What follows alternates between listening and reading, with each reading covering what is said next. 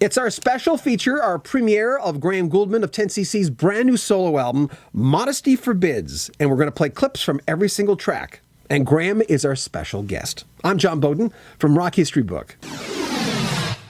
When I interviewed Graham, I said, listen, I've got an idea. Why don't we just premiere the album, play a few clips off every single track, and tell me stories behind the songs, which we love on this channel.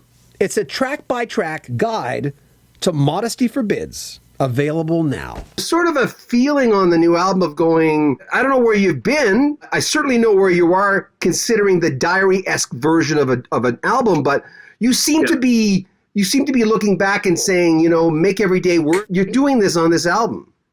Yeah, well, sometimes it's only when you look back on the album that you realize there is some kind of something going on, some kind of theme, or it reflects what's been going on in your life.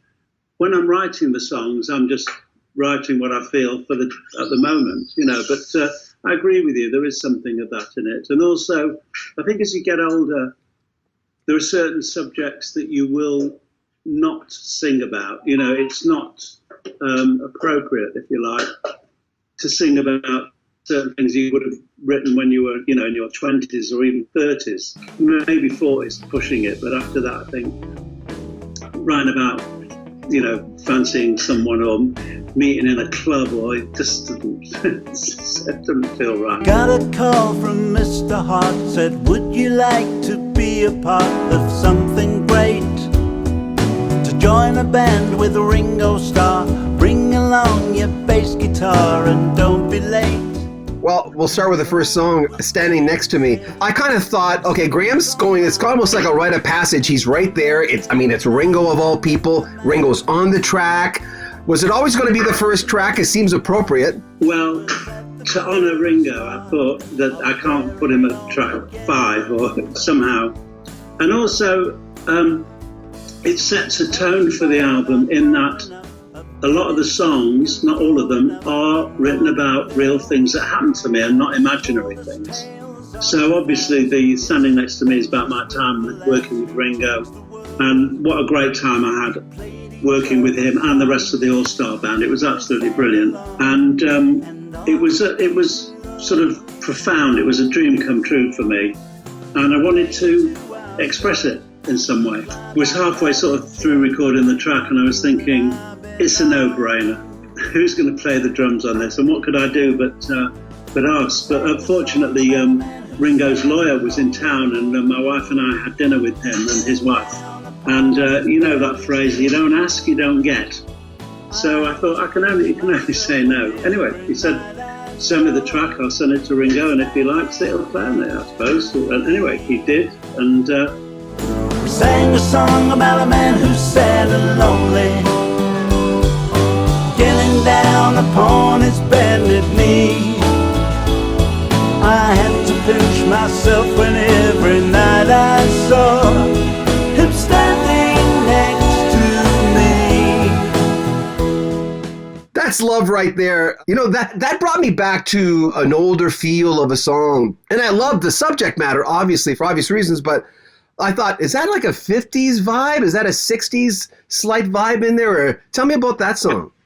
Okay, so initially I came up with the idea because my wife, Ariella, when I go on the road, she'll leave like little notes in my suitcase that I'll find at odd times, and also like little chocolate bars. So I was with the band, we were traveling around, and I found one of these chocolate bars, and I held it up and I pointed it to her. I said, that's love right there. Oh. And I thought, that is a really nice title for a song. So I actually had the title first and wrote the song, I wrote it backwards, from that title. And I wrote the song in my head, and it just all came to me, pretty much all the music and some of the lyrics as well.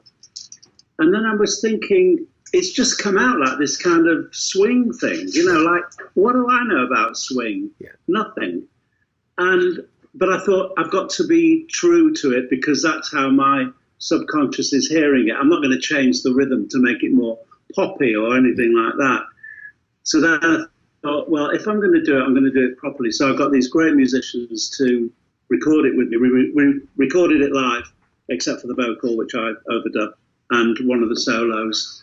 we had the most fantastic session. I sort of reconnected with the old days of 10cc, actually playing live in the studio. Yeah.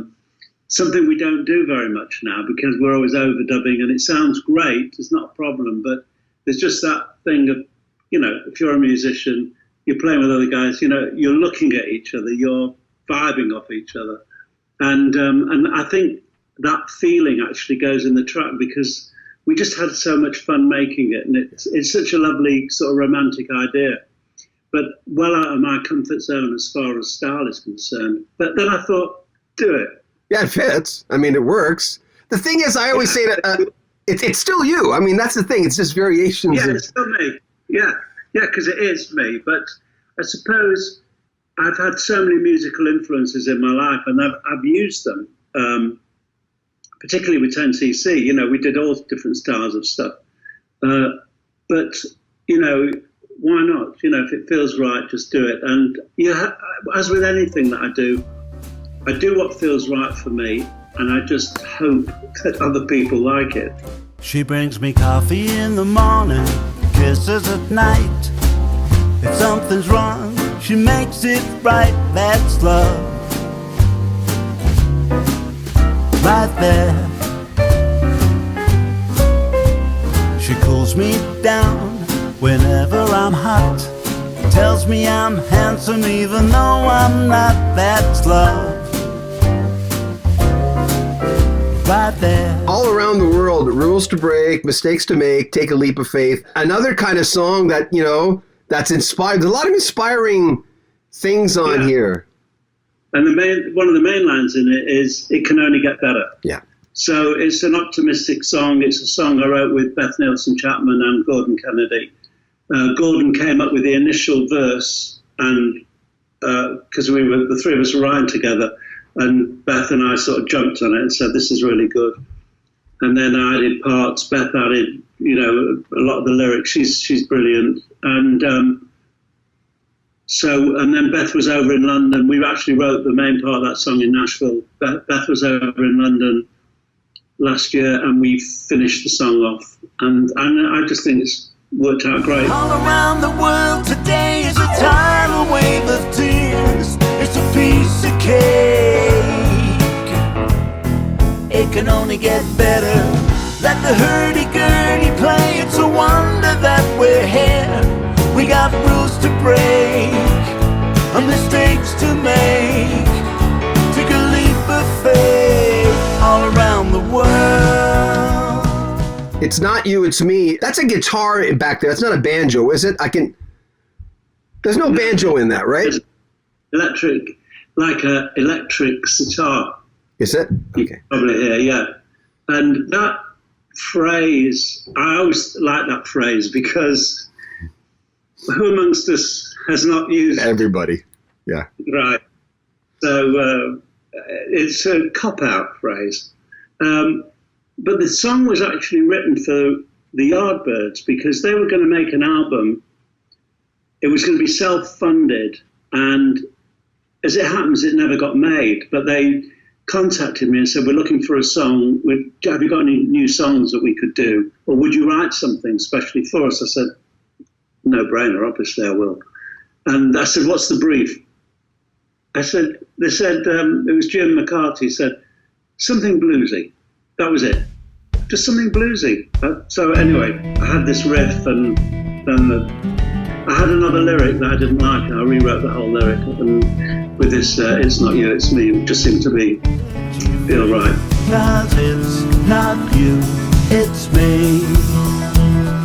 Storm clouds are gathering, rain's gonna fall. Dark days are coming, they're touching us all. So let's move it along.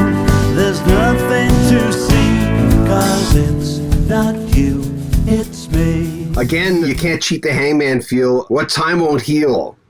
What Time Won't Heal was written with Bill Lloyd, another Nashville writer. Yeah. He was a friend of Beth Nielsen Chapman's. He was in town. He said, can we get together, write a song? We wrote that in about 2 hours. It was just one of those things. I had the chords and some melodies. In fact, I had all the melody. I give credit to Bill for the lyrics and the title, which I liked. You know, like, What Time Won't Heal, Love Will Repair. Yeah. So yeah, it's another Love Is All. You do come back to the same themes. They might be done in different ways, but of course these things are the most important things in our lives. Time don't care. The weeks turn into years. So let the light shine in on you before it disappears. Take a stand. You can wait your turn. If you can find that spark, you're sure to feel what time won't heal.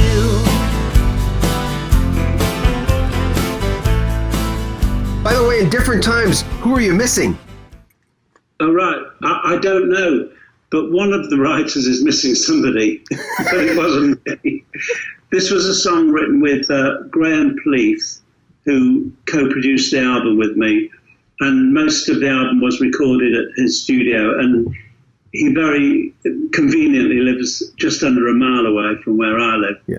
So while we were recording it, just sort of tootle off down the road and go to his house and then come home again. It was very easy. And he's a very fine keyboard player as well as being a engineer and a producer. And a girl called Anna Krantz, who I'd written with many years ago.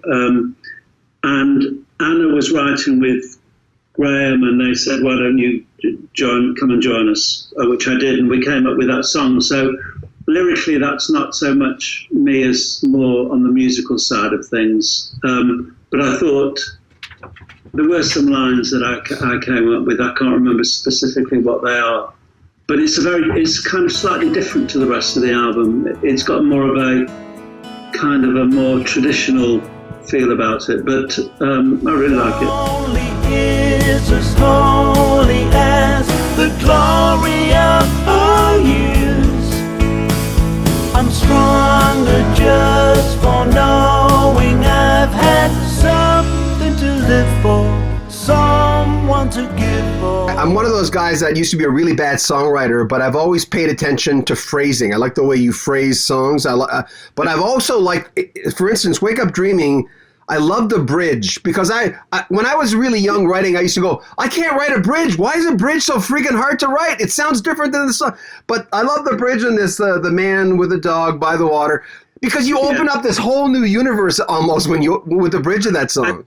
I know. I'm glad you picked up on that, because when we were writing it, I had this thing with there's a man with a dog and he sits with his rod by the water and a fish will appear when it order. Yeah. It was like, I said to Ian, what do you think? Is this crazy? He said, no, it just feels so nice, you know. And musically, it was very nice. So I wrote it with Ian Hornell, who sings with the 10cc band. We've not had him on tour so much now. We've got someone else because he's with Jeff Lynne's ELO. He works with him. But I've written with Ian before, and he's a fine writer, and I think that song is great. And the main part of the song, I'd had that for like ages, and it was just one of those writing sessions. I played it to Ian. I said, "What do you think?" So, I really like that. That's great. Yeah. Let's finish it. A bridge is like walking into your dream home, and all of a sudden the realtor opens another door and goes, well, look at this. If it's done well. That room that you go into is very important, but it's also important that when you come back from that room into the original room, you go, I'm back in the living room. Yeah. You know, yeah. I always think of it as like a road trip. You know, you're going down a straight road and then you've got to come off the road and then you've got to go back on the main road. But it's that relief. It gives you a different, it's like a sideways glance onto the song somehow. Yeah. And I love it working with people if they've written a verse and I'm ahead of them, I can hear where it's got to go. I just know. Yeah. I don't know how I know, but I do know. Should we laugh or should we cry? Say hello or wave goodbye. All I know, all I can say, we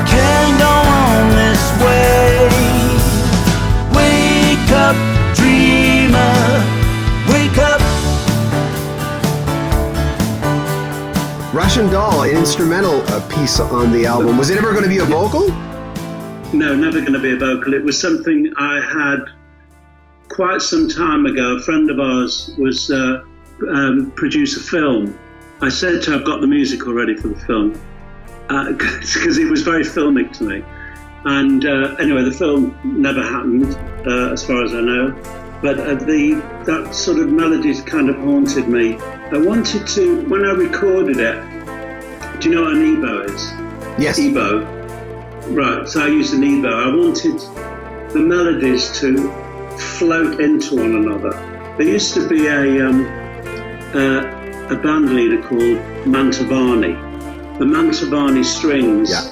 And it was his style that one line would continue playing as the other line started, so there'd be an overlapping, if you like, of the lines of the song, of the melody. So if you listen, you can hear that happening on this. And I just found it. I also had this very strange thing that I wrote in my head. This,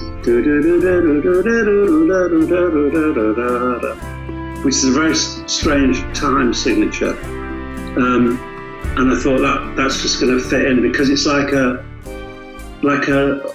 with the sound of the Celeste that's on it, like a music box, you know. And then you've got this Russian. Actually, the Russian doll. The title came after I put on this. It was actually a mandolin, but it sounded like a balalaika to me, and I thought Russian doll. I know that's not an original title. There are lots of things called Russian doll, but I couldn't think of anything else.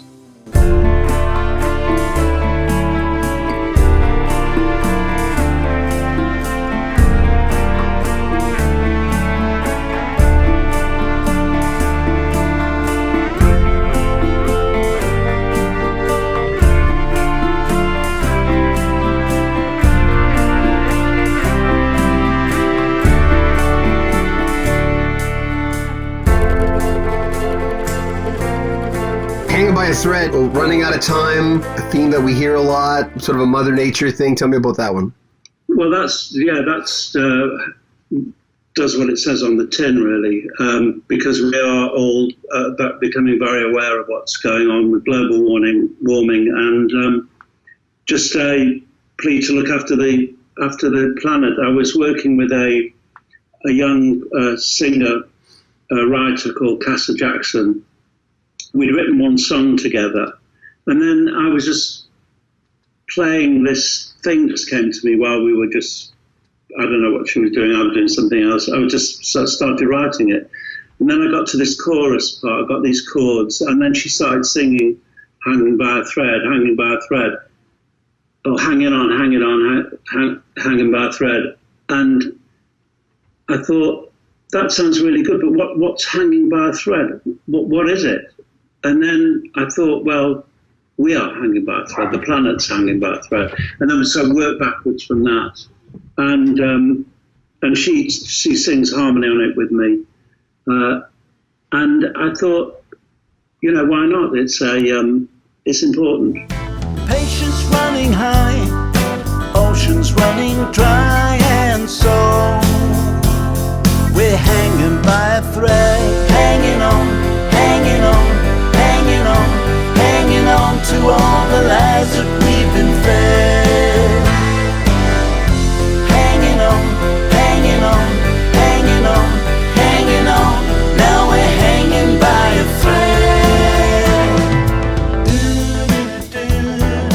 thread. Waited All My Life, love song.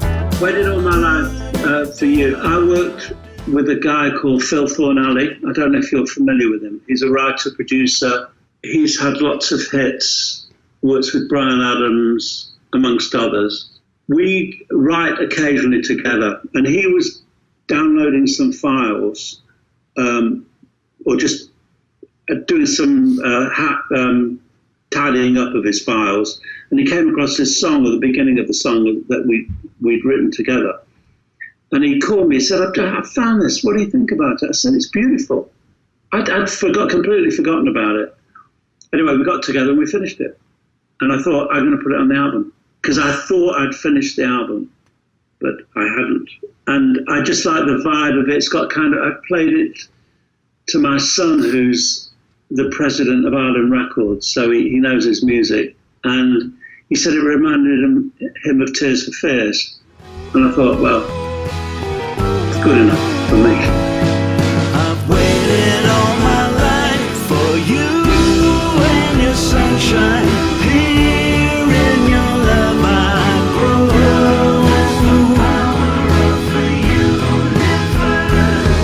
The angels have spoken, my heart is wide open.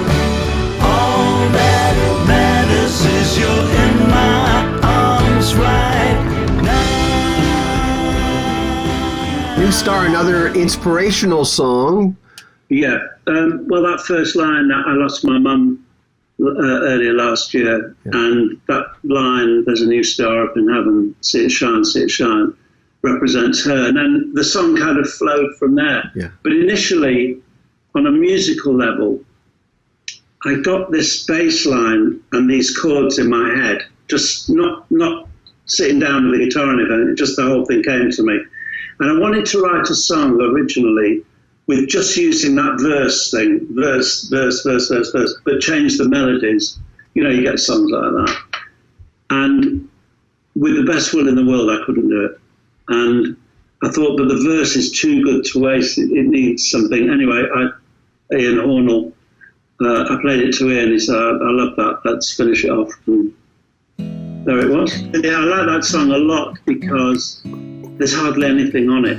And I think I hope it works without it being, I'd be madly tempted to put on like a gospel choir or something like that, but maybe someone else will do that. The garden once forgotten now, fields of flowers, heal the pain, heal the pain. Hold on to who you are, hitch a ride to your guiding star. Hold on, don't let it go. See the heavens open, watch the flowers grow. Stand up straight, have a little faith. Look the world in the eye. When all is over. There you have it, every single track from the brand new Graham Gouldman of 10cc, Modesty Forbids. And we'll have links where you can pick it up in the description of this video. Make sure you comment on our video, subscribe to our channel, and share our videos. I'm John Beaudin from Rock History Book.